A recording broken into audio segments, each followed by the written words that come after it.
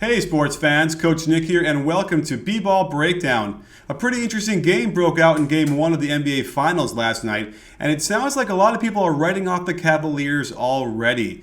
They certainly didn't have a very good showing, and what you have to be concerned with is that Klay and Curry combined to shoot 8 for 27, and the Warriors still won going away. Now that said, they're playing at home and they're supposed to do that, but I wanted to look at their shots to figure out, was it the Cleveland Cavaliers defense or simply shots that they normally make that they kind of missed that were wide open? What I saw here was a bit of a mix of both, but there are certainly some very concerning things for Tyronn Lue and his defense.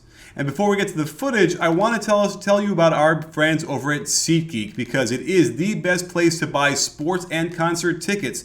So head over to your phone and download their awesome app. It gives you a grade of whether the price is really terrific or not, and you'll know you're getting a great deal. And you can see the vantage point from the seat when you open up that ticket and look at it. So definitely try it out. Go into the settings and use my code BBall and you'll get $20 off your first purchase. So I know you get a lot of people talking about it, but use my code BBall instead and save $20 on your first purchase at SeatGeek and use their app because it really is terrific stuff. You'll get great seats, great options to choose from, and I want to make sure that you understand that I'm in, are you? One key concept to understand about the Warriors offense is how they stress getting their players sprinting across the floor. J.R. Smith begins this play not in his stance and behind before it begins. Once Klay cuts, he's now 2 steps behind, and Klay reads this well by curling into the lane.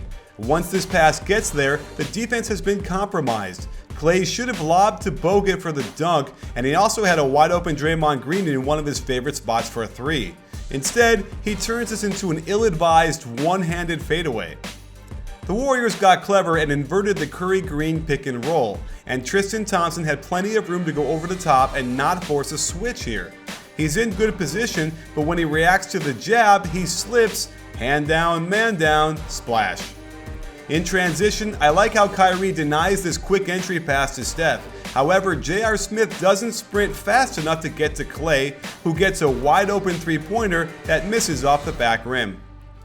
This simple inside ball screen got the Cavaliers defense all bent out of shape. With Love guarding Ezeli, he has to step up and hedge on this ball screen.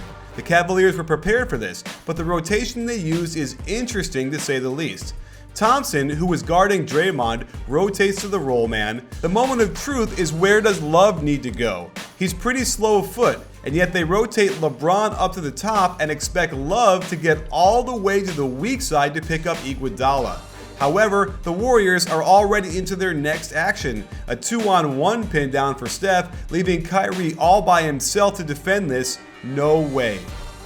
The Warriors got into some weird spacing here with a double ball screen and Iguodala and Barnes standing next to each other on the weak side. There's nowhere for Steph to go, yet watch Kyrie, who's supposed to be on Iguodala. He ends up 45 feet away from him in no man's land. Curry was late getting it to him wide open, then draws 2 defenders with him into the corner. A glimpse of daylight gets the shot off, but this is a bad miss. Poor defense can have a cascading effect on all 5 guys. This out-of-bounds play gives Klay the option of using the Curry down screen or the Barnes cross screen. Smith gets so concerned with where Curry's screen is that he loses sight and contact with his man. LeBron does the right thing to bump the cutter to slow him down, but JR's footwork is bad, and it carries him right into the screen instead of chasing underneath it.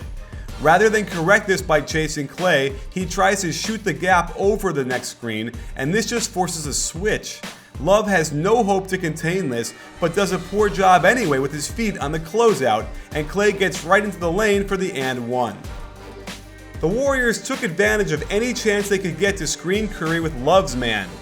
I like how Love stepped up, but they had a good opportunity to switch right back, and instead Love stays on Curry. He gets beat backdoor, but watch LeBron's defense. He's supposed to bump over to help, and I get it, he doesn't want Love on Curry, but Love simply cannot react to these type of switches. As a result, Harrison Barnes is wide open for the 3. Draymond decides to go to Curry. LeBron contests this well, but Kyrie never even tries to box out his man, which should never have been his man if they hadn't switched to start this possession. When Oscar Robertson was complaining about the way Curry was being defended this year, This was what he was talking about. Kyrie not in his stance, has no idea where the ball is, and a simple cut gets Steph a wide open three. Channing Frye only played 6 minutes last night, but if you look at some of his defense, you would get frustrated with Cavaliers coach Tyronn Lue real quick. In the tiniest of sample sizes, the Cavs were very good while he was out there, and here's an example of him being more mobile and effective than Kevin Love is contesting the shot. And at the end of the half, when his man screens, he is able to jump out on Steph and contest this shot nicely. Getting back in transition, you can see a lot of confusion over who is guarding whom. Love wants to guard Barnes, but JR grabs him, then Love realizes way too late he needs to guard Bogut. And Steph just splits the pick and roll and gets right to the hoop.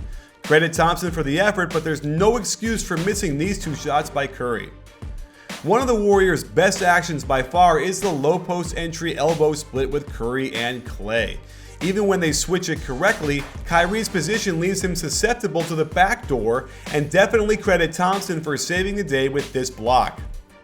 On this drive, J.R. Smith was in decent position guarding Klay, but he just loses complete focus, and even though he's reaching out towards Klay, he's in the wrong position here, leading to a wide open cut and a layup.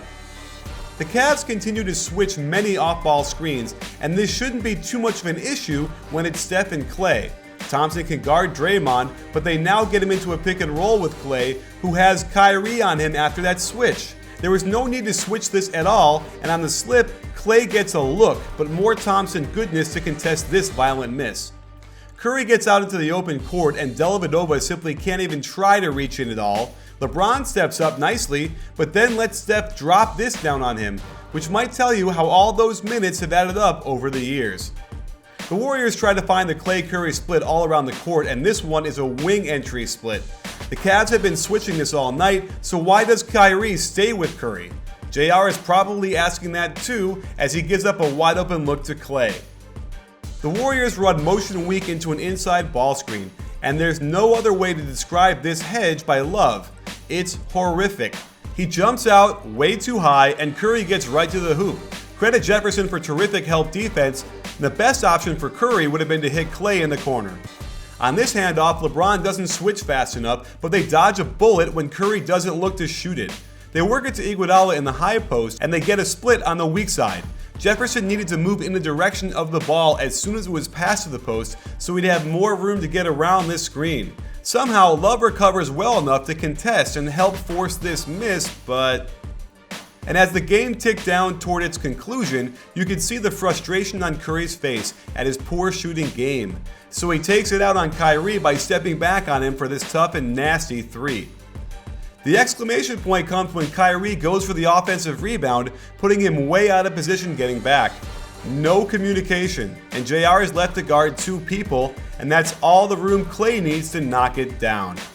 So there you have it, sports fans. The Cavs have no easy answers and a lot of bad choices to make when guarding Steph Curry and Klay Thompson. And it's also very ominous that they lost this game by 15 points when that tandem combined to shoot 8 for 27. Stay tuned for another breakdown on Game 1 coming up shortly. You in?